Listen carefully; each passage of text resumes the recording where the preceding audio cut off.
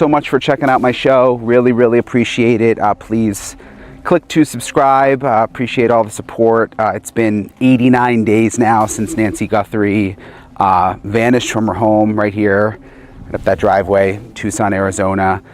I can't believe I've been covering this now for 89 days, since February 1st, pretty much. And you guys have seen me interview a lot of FBI profilers, retired FBI profilers, people whose entire job was to look at a case and try to figure out who the offender is. And one way that they do that is they have this database of information that they collect by interviewing criminals, by going into prisons and interviewing some of the most dangerous criminals that exist, whether it be rapists or murderers or kidnappers, abductors, you name it, they will go in and interview these people. And what's so important about that is they'll spend days, sometimes weeks, sometimes months talking to people, putting all of that information into a database. They don't carry weapons into an interrogation room. They don't raise their voices. They don't threaten. They simply sit down. And within minutes, sometimes seconds, they already know whether you're lying. These are the FBI's Mindhunters. And what they can do inside a single conversation will disturb you more than any crime scene ever could. That you are able to talk to. Okay. So in the beginning, in the early days of the behavioral science unit, which then evolved into the behavioral analysis unit, the original profilers interviewed 38 serial offenders after conviction. And the way they did that is they typically waited a certain period of time and then approached them after they felt that the offender had realized they were going to spend the rest of their lives in prison and they've lost all control over what happens to them. And they basically would, at that point, feel like they are going to eventually just die in obscurity. We used that to our advantage by basically building up their egos, telling them we wanted to study them, we wanted to learn from them, and then these offenders started to agree to be interviewed by the people in the behavioral science unit. And eventually that evolved into empirical studies.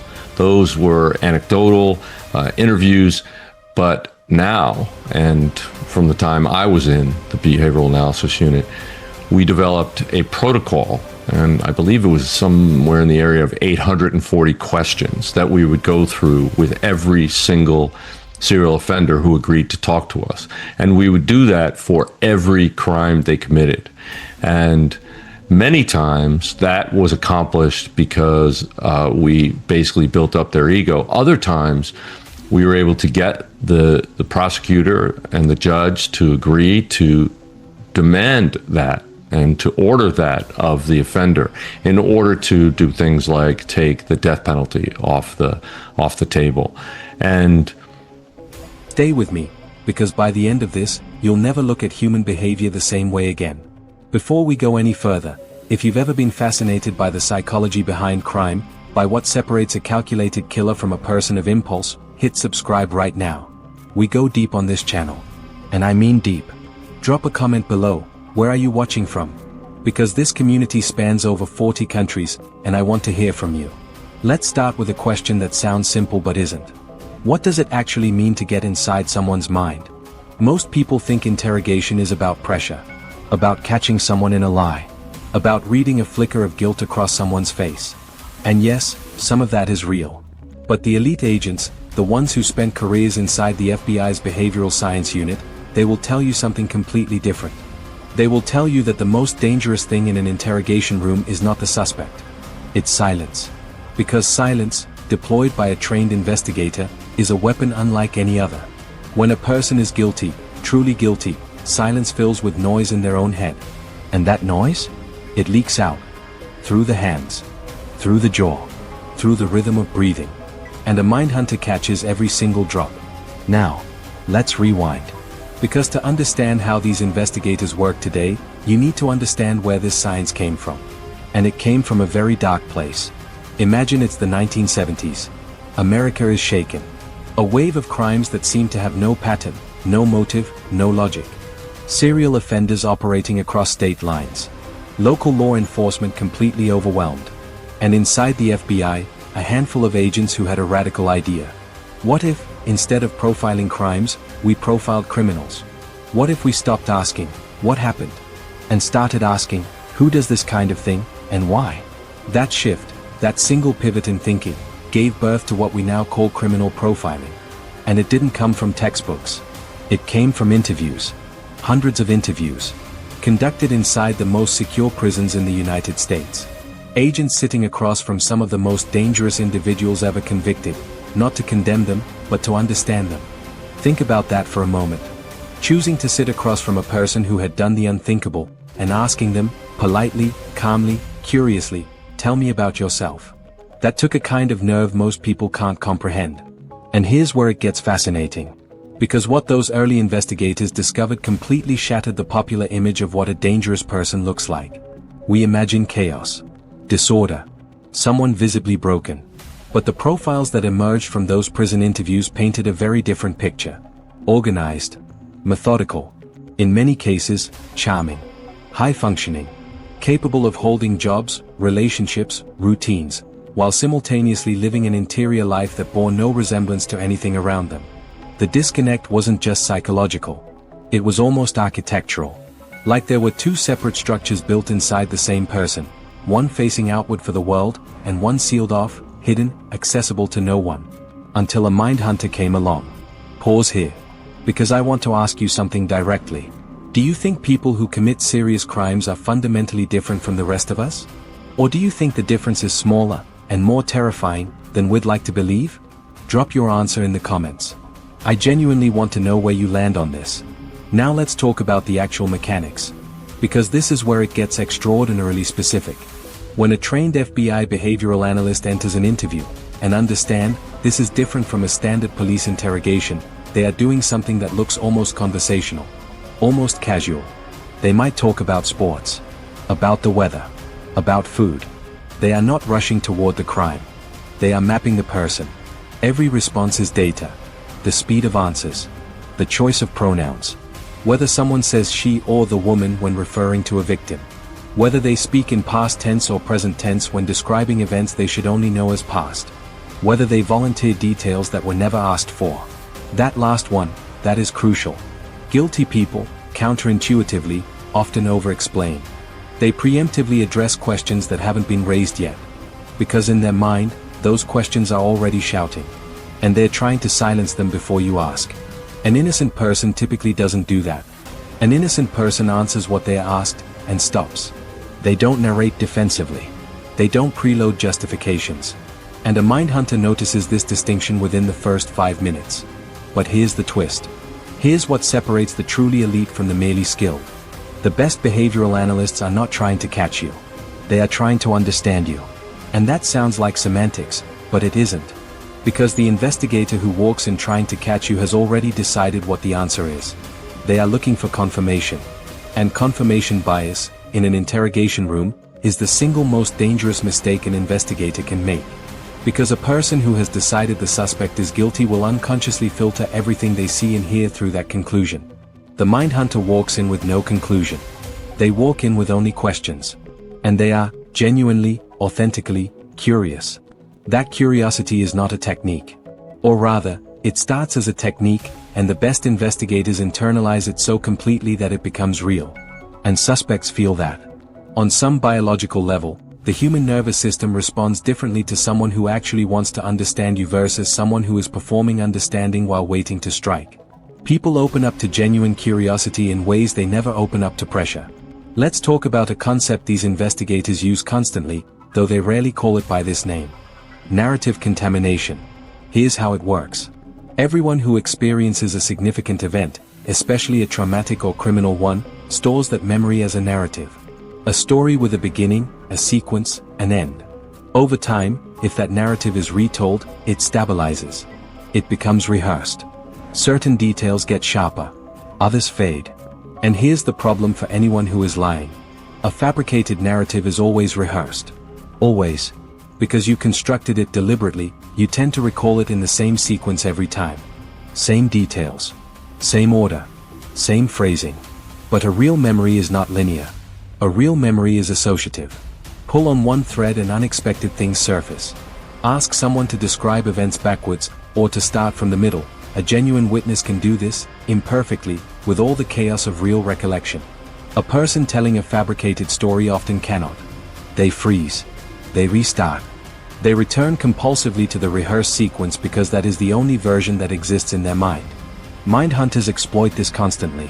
Not with aggression. With misdirection. They'll ask about something peripheral. A detail that seems irrelevant. And then, from that peripheral detail, they'll ask you to walk backward through the timeline. And watch what happens. It is, frankly, genius. We're about halfway through. And I want to shift the lens slightly, because this story isn't just about criminal investigation. It's about human nature. And what these investigators have learned about all of us. Because here's something that doesn't get said enough. The skills that make an FBI behavioral analyst extraordinary, the deep listening, the pattern recognition, the ability to create psychological safety in conversation while simultaneously reading every signal beneath the surface, those skills are not unique to law enforcement. They are, at their core, the skills of profound human connection. Therapists use versions of these. Negotiators use them. The most effective leaders use them. Because all of it traces back to the same truth. People reveal themselves when they feel understood. And people close themselves when they feel judged. The Mindhunter creates a space that feels safe. That feels like understanding. And then, inside that space, the truth emerges, sometimes without the person even realizing they've given it. Think about that the next time you're in any conversation that matters. The person who listens most carefully, who is genuinely curious, who doesn't rush to respond, that person has more power in that room than anyone who speaks loudest. Now let's go somewhere that will genuinely unsettle you. Because there is a category of individual that even the most experienced mindhunters describe as uniquely challenging. Not more dangerous in the physical sense. But harder to read. Harder to reach. Harder to understand even after decades of study. The individual who genuinely does not experience the world the way most of us do. I want to be precise here. Because this is not about vilifying any diagnosis or condition. This is about a specific subset of individuals, rare, but real, who process social interaction as a system to be studied rather than a reality to be felt. Who can mimic empathy with extraordinary accuracy because they have spent a lifetime watching and cataloging how empathy looks, without ever experiencing it themselves. For these individuals, the interrogation room is not a high-pressure environment. It is a game. And they are, in many cases, extraordinarily good at it. One former FBI analyst described sitting across from such an individual and realizing, midway through the interview, that they were the one being profiled. That the person across the table had been mapping them from the moment they walked in. Logging responses. Adjusting tactics in real time. Not out of guilt or fear, but out of intellectual dominance. That analyst said it was the most unsettling professional experience of their life. Let me ask you this, and I want a real answer in the comments. If you walked into a room knowing that the person across from you could read your micro-expressions, detect stress patterns in your voice, and identify deception with a statistically significant success rate, how confident are you that you could appear completely innocent, even if you were? Think carefully. Because most people overestimate their own ability to mask emotion under sustained, skilled observation. The research on this is striking. Even trained law enforcement officers, without specialized behavioral training, perform only marginally better than random chance at detecting deception.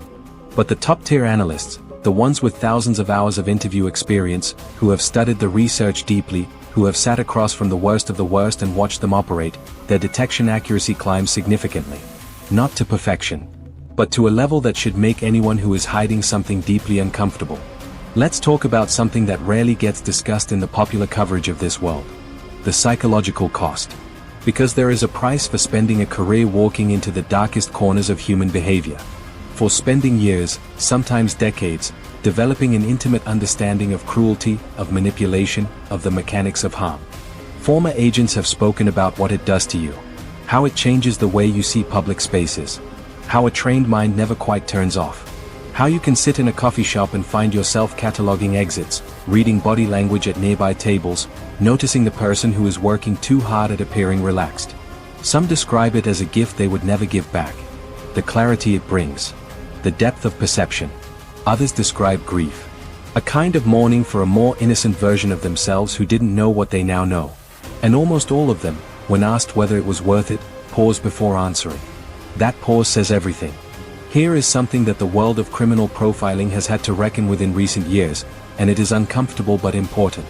The early science was not perfect. Some of the foundational assumptions, built from a relatively small sample of interviews, conducted in a specific era, shaped inevitably by the biases of the investigators themselves, those assumptions have been challenged, revised, sometimes overturned. The idea that offenders can be cleanly divided into organized and disorganized types, for example, a framework that was enormously influential, has been complicated significantly by more recent research. Real human behavior resists clean categorization. A person can be methodical in one context and chaotic in another. Stress changes behavior. Circumstances change behavior. And this matters. Because profiles based on oversimplified frameworks have, in documented cases, pointed investigators in the wrong direction, have narrowed the field of suspects too aggressively, have introduced exactly the kind of confirmation bias that the best investigators work hardest to avoid. The field has grown. It has become more rigorous, more self-critical, more willing to say, we were wrong, and here is what we've learned. That is, genuinely, science working the way science should. We're moving toward the end now, and I want to bring it back to the human scale. Because all of this, the frameworks, the techniques, the decades of research, ultimately comes down to a single interaction. One person sitting across from another. Both of them human. Both of them carrying everything they've ever experienced into that room. And the investigator's job is not to be a machine. The investigator's job is to be more fully human than the moment requires. To feel empathy without being consumed by it. To listen without losing objectivity. To care about understanding, genuinely care, without letting that care blind them to what the evidence is saying. That balance is extraordinarily difficult to hold. And the people who hold it best are, by almost every account, among the most remarkable individuals in law enforcement.